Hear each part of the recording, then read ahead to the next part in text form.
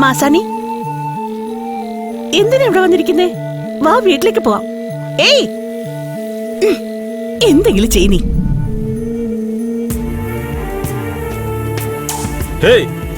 ഇവിടെ കാല് കുത്തരുത് പറഞ്ഞിട്ടുള്ളല്ലേ? മനുഷ്യന്മാരെ ബുദ്ധിമുട്ടിക്കാൻ ഓരോന്ന് ഇറങ്ങിക്കോളും. പൊടി.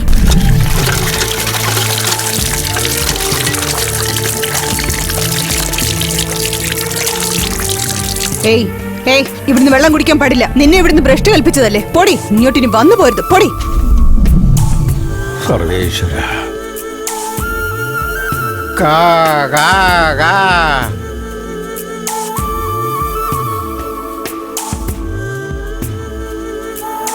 യോ, എന്തായി കാണിക്കുന്ന വൃത്തികെട്ട ഇവിടെ?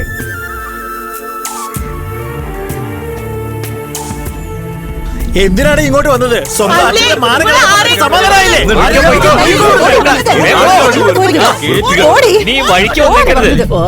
രാവിലെ ഓരോ ശകുനം പിടിച്ച മോത കാണിട്ട് ഗതികേട് വന്നല്ല.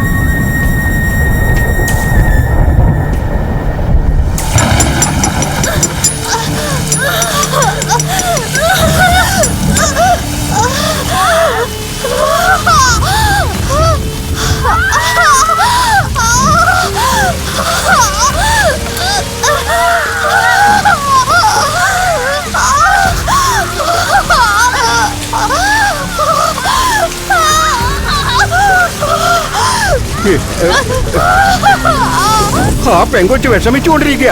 ആരെങ്കിലും ഒന്ന് സഹായത്തിന് വിളിക്ക്. അവളെ ഭ്രഷ്ട് കൽപ്പിച്ചതാ. നല്ല മഴ പെയ്യുന്നുണ്ടല്ലോ. ഇന്ന് ഇവിടെ നിന്നിട്ട് നാളെ പോവാ. ഞാൻ മഴയത്തല്ല നിൽക്കുന്നത്. പോടാ. ആര് മാസാനിയാണ്?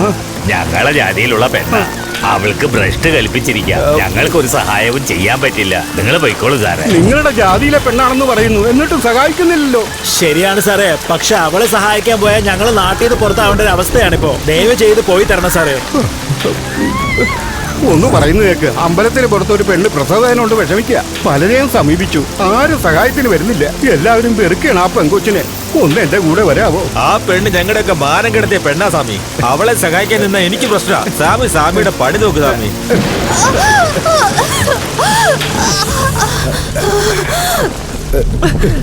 അയ്യോ, ആൺകുട്ടിയാണല്ലോ. നിങ്ങൾ അവനെ തുടരുത്. എന്താ മോളെ?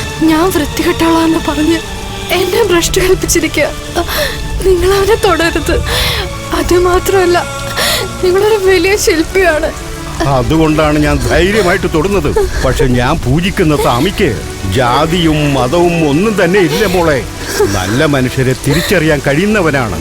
മനുഷ്യനെ മനുഷ്യൻ സഹായിച്ചില്ലെങ്കിൽ പിന്നെ ഈ ലോകത്ത് ജീവിക്കുന്നത് എന്തിനാ മോളെ? മോളെ, നീ നന്നായിട്ട് സംസാരിക്കുന്നുണ്ടല്ലോ. നീ ആരാ?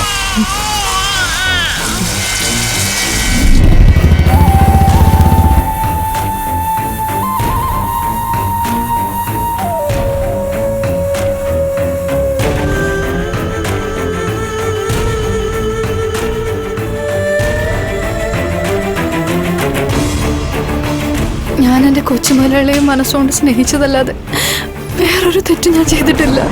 എനിക്ക് മനസ്സിലായി. നിന്റെ പേരിൽ ഒരു തെറ്റുമില്ല. ഞാൻ നിന്നെ വിശ്വസിക്കാം. എനിക്കൊരു ഉപകാരം ചെയ്യോ? പറ മോളെ. ഈ കുഞ്ഞ് എൻ്റെ കുഞ്ഞാണെന്നറിഞ്ഞ ഈ നാട്ടുകാരെന്നെ ഭ്രഷ്ട് കൽപ്പിച്ച പോലെ എൻ്റെ കുഞ്ഞിനെ ഭ്രഷ്ട് കൽപ്പിക്കും. എന്റെ കൊച്ചു മുതലാളി ജീവിച്ച ഈ മണ്ണിൽ അദ്ദേഹത്തിന്റെ കുഞ്ഞ് ഒരിക്കലും അപമാനിതനായി ജീവിക്കരുത്. എന്റെ കുഞ്ഞിനെ എവിടെയെങ്കിലും നോക്കത്താ ദൂരത്ത് കൊണ്ടുവിട്ടേക്കും. അവനൊരു അനാഥയായി ജീവിച്ചു പൊക്കോട്ടെ. ഇവനൊരു അനാഥയായി വളരേണ്ടവനല്ല, എന്റെ മകനായിട്ട് ഞാൻ വളർത്തും. ഈ നാട്ടിൽ കല്ലിനെ ദൈവമാക്കാനാണ് ഞാൻ വന്നത്. ഈ നാട്ടിലെ ജനങ്ങളാൽ ഇവിടത്തെ കല്ലിൽ ദേവി പ്രത്യക്ഷപ്പെടില്ല. മനസ്സിൽ ദയയില്ലാത്തവർക്ക് ഞാൻ ശിലയുണ്ടാക്കി കൊടുക്കില്ല. ഞാൻ പഠിച്ച ഈ കലയെ നിന്റെ മകനെ പഠിപ്പിക്കാൻ പോവുക. ഞാൻ പകുതിയിൽ നിർത്തിയ ഈ ശിലയെ നിന്റെ മകനാണ് പൂർത്തിയാക്കേണ്ടത്. ആരൊക്കെ നിന്നെ അകറ്റി നിർത്തിയോ അവരത്രയും പേരും നിന്റെ മകനുണ്ടാക്കിയ ശിലയാണ് ആരാധിക്കാൻ പോകുന്നത്. ഈ വാക്ക് നിറവേറ്റാൻ എന്നെ കൊണ്ട് മാത്രമല്ല, വിധിയുടെ കനിവും ആവശ്യമാണ്. ആ അമ്മയെ വിശ്വസിക്കാം.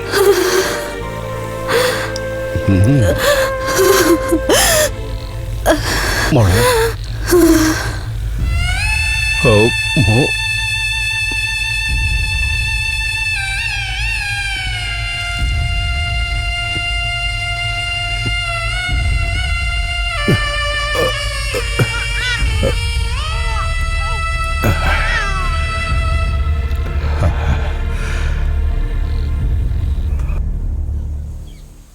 ഒരു കല്ല് കണ്ട ഉടനെ അത് ആൺകല്ലാണോ പെൺകല്ലാണോ മണിക്കല്ലാണോ എന്ന് തിരിച്ചറിഞ്ഞ് ഒരു കല്ലിനെ ശിലയാക്കി ജീവൻ കൊടുക്കുന്ന ഈ എനിക്ക് നിന്റെ അമ്മയെ രക്ഷിക്കാനായില്ല.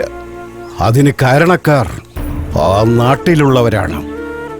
ആ ജനങ്ങളോടുള്ള എൻ്റെ ദേഷ്യമാണ് ഞാൻ പാപം ചെയ്യാനുള്ള കാരണം. ഒരു ശാസ്ത്രക്കാരന്റെ ശാപവും സത്യവും ഫലിക്കുമെന്ന് പറയുന്നുണ്ട്. എന്റെ സത്യവും നടക്കണം. നീ അതിന് മുൻകൈയെടുക്കണം.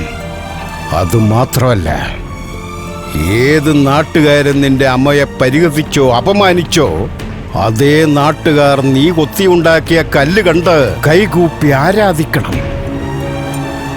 നിന്റെ അമ്മയെ ഈ നിലയിലാക്കിയ ആരോടും തന്നെ നിനക്ക് യാതൊരു തരത്തിലുള്ള വിരോധം ഉണ്ടാകരുത്. നീ ഉണ്ടാക്കുന്ന ശില അവർക്കൊരു തിരിച്ചടിയായിരിക്കണം. ധൈര്യമായിട്ട് പോ.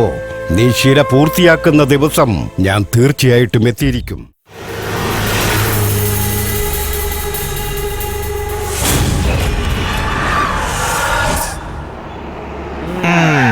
നമുക്ക് എത്തേണ്ട സ്ഥലം എത്തി. നമസ്കാരം.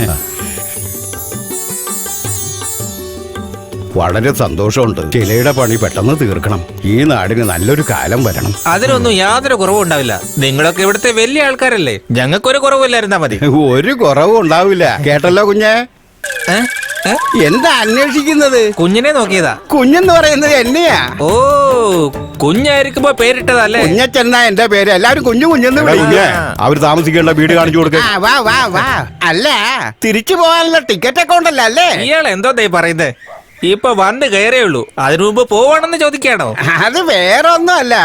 ഇതിനു മുമ്പ് പല ശില്പികളും ഇവിടെ വന്നിട്ടുണ്ട്. പിറ്റേന്ന് നേരം വെളുത്തു കഴിഞ്ഞ ആരും ഇവിടെ കാണില്ല. എന്താ? നീ അടങ്ങ്, മുഴുവൻ കേക്ക്. എങ്ങോട്ട് പോയെന്നോ എവിടെ പോയെന്നോ ആർക്കും ഒരു ലക്കം പിടിയില്ല. മച്ചാനെ, നീ എന്നോട് ഇത് ആദ്യം പറയാത്തെ?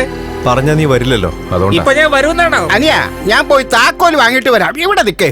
എടോ കുഞ്ഞെ, ഒരു മിനിറ്റ്. ഇതിനു മുമ്പ് ശില്പം ഉണ്ടാക്കാൻ വന്നവര് പറയാതെ പോകാൻ എന്താ കാരണം? ഇന്ന് രാത്രി ഇവിടെ അല്ല താമസിക്കാൻ പോകുന്നത്. അപ്പൊ താനെ മനസ്സിലാവും. എന്ത് മനസ്സിലാകുന്നോ? ഇവിടുന്ന് എങ്ങനെയെങ്കിലും ഒന്ന് തടി തപ്പണം. അതായിരിക്കും ശരീരത്തിന് നല്ലത്. എടാ വിഷ്ണു, നിന്റെ നന്മയ്ക്ക് വേണ്ടിയാടാ പറയുന്നേ. വെളുക്കുന്നതിന് മുമ്പ് നമുക്ക് ഇവിടുന്ന് രക്ഷപ്പെടാടാ. എടാ, എനിക്കൊരു ലക്ഷ്യമുണ്ട്. എന്ത് സംഭവിച്ചാലും ഞാൻ ആ ശില്പം പൂർത്തിയാക്കിയേ വരൂ. നീ ഒരു ശില്പിയാ. ഈ നാട്ടിൽ ഉണ്ടാക്കാൻ പറ്റിയില്ലെങ്കിലും വേറെ നാട്ടിൽ പോയി ജീവിക്കാം. രാവിലെ വന്നപ്പോ കുഞ്ഞ് എന്താ പറഞ്ഞെന്ന് കേട്ടില്ലേ? ഇവിടെ വന്ന ശില്പികൾ ആരും ജീവനോടെ തിരിച്ചു പോയിട്ടില്ലെന്ന്. എന്ന് വെച്ച് അതിന്റെ അർത്ഥം എന്താ? ജീവൻ പോലും കിട്ടില്ലെന്നാ. വാടാ, നമുക്ക് പോകാം. നമ്മൾ എവിടേക്കും പോകുന്നില്ല. ആരെങ്കിലും എന്തെങ്കിലുമൊക്കെ പറഞ്ഞു എന്ന് വെച്ച്. ഡാ, ഭക്ഷണം എടുക്കാൻ പോയി ആ കുഞ്ഞിനെ കാണുന്നില്ലല്ലോ. അടുത്തെവിടെയെങ്കിലും കട കാണും. വാ, നമുക്ക് അവിടെ പോയി കഴിച്ചിട്ട് വരാം. ഞാൻ വരുന്നില്ല. എനിക്ക് നന്നായിട്ട് വിശക്കുന്നുണ്ട്. ശരി, നീ ഇവിടെ ഇരിക്കെ, ഞാൻ പോയി ചായം വീണ്ടും മേടിച്ചോണ്ട് വരാം.